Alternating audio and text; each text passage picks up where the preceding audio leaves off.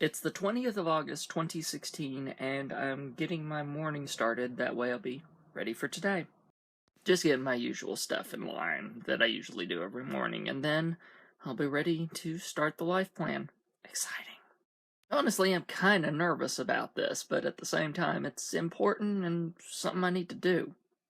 We'll see how I come out on the other side. Like I said, it's going to be from 8 a.m. to 5, or at least that's what I've blocked out. I don't know if I'll need that much time, but still. That's a sort of recommended time and stuff that was put in the book, so I'm going to follow that at least. If I end up finishing it beforehand, okay, but I want to at least be prepared like it recommends you to be. Besides, if I do finish early, I have a feeling some of the people that I've made as accounts in it, I'm going to want to have conversations with, just to touch base, as it were.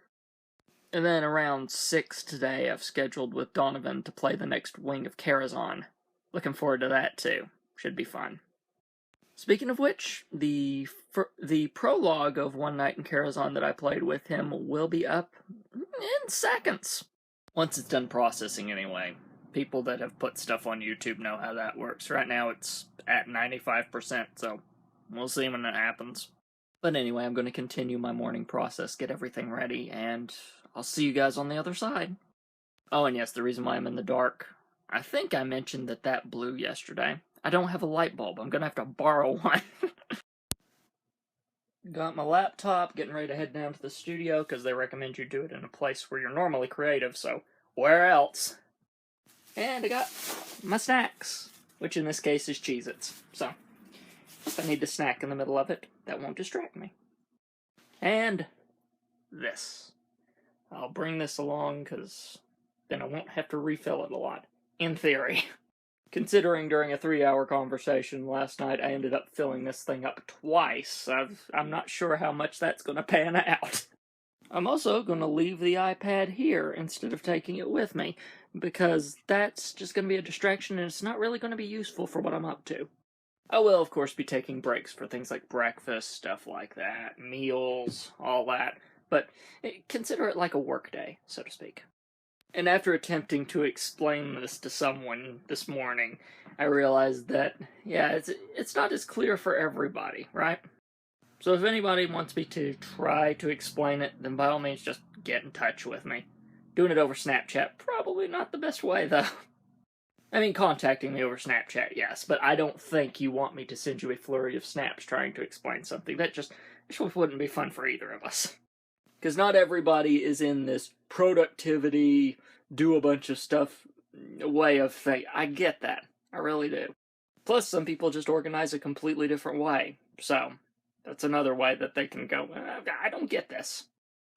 But for me, the stuff that Michael Hyatt talks about and stuff, because he's one of the people I got this from, tends to fit my organizational style really well. So yeah, that fits my organizational style, so that's why I'm doing this. So, away we go. Well, I'm done. It took me actually 3 hours. And like I said, they tell you to block out the time just in case you need it, but it took me 3 hours to do, and it's quite nice. I'm not going to share it because it's sort of a personal thing, but still. Got it. And for those of you that are watching live and say, but Samuel, you were blacked out for about 4 hours. It's because I took time with Mom and Dad specifically to discuss what I needed to talk with them about. Several scheduling things on the content side, and things that I wanted to work on specifically in our relationships. You know, the important stuff. Now, over the course of the day, I'm going to work on some other stuff that I've figured out that I need to do, because a whole lot of perspective comes out of this thing. But all in all, it was a fantastic experience, and I recommend it for everyone, really. I mean, I know it's not going to be for everyone. I would be silly to think that it would be. But at least I recommend everyone read the book and check it out. The best way to find this book is to go to livingforwardbook.com, and you'll be able to find all of the links that they've provided to find said book. But after I did make my life plan, I looked it over, found all the little goals that I needed to work on, and put them in another document so I could also focus on that today. I've already checked a few things off the list, like we're going to start batch processing gig instead of recording it every week, because sometimes things just come up. And we're actually going to end up doing our first batch process tomorrow, and do it every third Sunday. You know, with some exceptions. Sometimes events might mean we need to bank more than that and do extra days, but in theory and principle, it should work for batch processing. And then we've already got a few quite built up for the Let's Play things, but I'm going to, whenever we need to, focus a batch process day for me and Mom for those as well.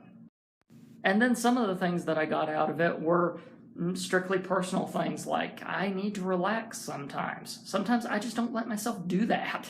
Sometimes I'll just go, but there's stuff to be done, instead of going, yeah, there is, but you still need to relax. It's important.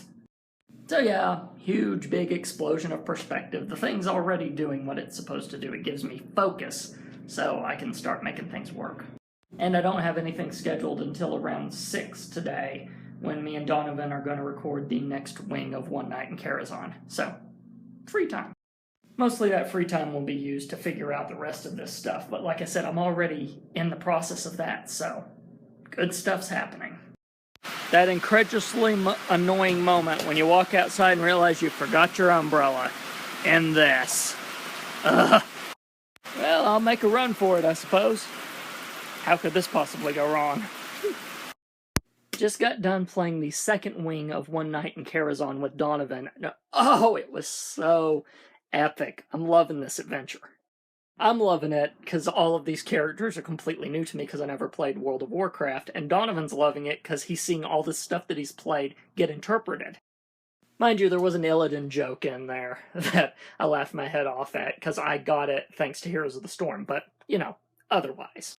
And spoiler for the video when it comes out, which, because of the prologue thing, it won't be until 2 weeks from now is when that one will come out. One of the bosses in the wing gave me trouble, which made it even more just an epic yes moment when I finally took him down. Let me put it this way. Whenever I figured out that I had lethal, it was one of those moments where I had to lean away from the mic just to go, yes! So I'm back up here. Man, the lack of light is obvious. I really do need to borrow that light bulb. Anyway, scoot over here. That's better. But I just got back from down at my parents', and we started something. Part of my thing today was that I realized I really need to spend more time with Dad, so I came up with an activity for us, because it's something I've been wanting to do anyway. So we started watching Star Trek. I've always wanted to watch Star Trek from the beginning and go all the way through. So this was the beginning. Mom joined us for this one too, and it was an interesting little history lesson for her. She didn't realize that there were 2 pilots that had been made for Star Trek. The first involved a Captain Pike, and pretty much a completely different crew, save for one person, Spock. And even then, Spock was played a completely different way by Leonard Nimoy than he would be later on. But yeah, it was one of those things. Tonight, we ended up watching the 2 pilots. It was interesting watching the Menagerie, the first one, with Pike, and then the Man Trap, which was the first one, with Kirk. It was nice to see the different crews and the way the show went as a whole. Hindsight being 20/20, you of course know why the second crew worked a lot better than the first one, but still, there's some interesting things in it. And even the fact that they made the phasers look different, and some of the tech just looked different in the second pilot. Funny little thing about phasers, actually. In the Man Trap, a guy threatens them with one of the original phasers. It's kind of cute. We need to do this. This sounds like a really good idea to me. It does, but maybe